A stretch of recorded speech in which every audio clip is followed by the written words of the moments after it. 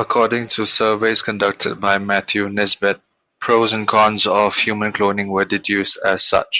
Pros: research on embryonic stem cells were considered significant in treatment of health problems including AIDS, diabetes, Alzheimer's, Parkinson's, spinal cord injuries, and heart disease. Slight minority of 40 to 60% suggest that cloning should be used for laboratory research. The other pros were 50 to 60% of knowledgeable respondents suggested that funding should be allowed on research of stem cells and embryonic cells.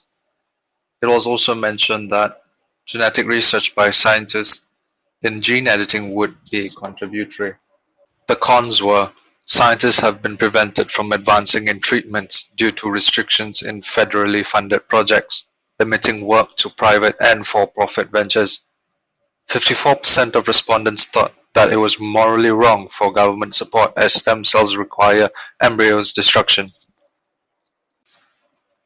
The other cons were 50 to 70% disapprove in human cloning in terms of abnormalities in embryos, embryos for infertility treatment, and to produce copies of humans for organs.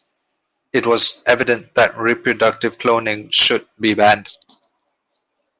Social responsibilities. In a journal by Yoshihiro Okada and Katsuo Watanabe, specific issues on social responsibilities entrusted to biotechnology companies were discussed as follows. Research companies must meet their responsibilities regarding employment and welfare, the human rights of employees and stakeholders, good relationships between the company and the community, their products, and sound partnership with their business partners, as shown in the table below.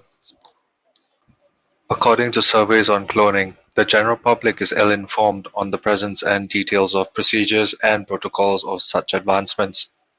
The social responsibility entrusted to biotechnology companies regarding cloning would be to invoke thoughts and questions civically in an ethical, scientific, and religious discussion.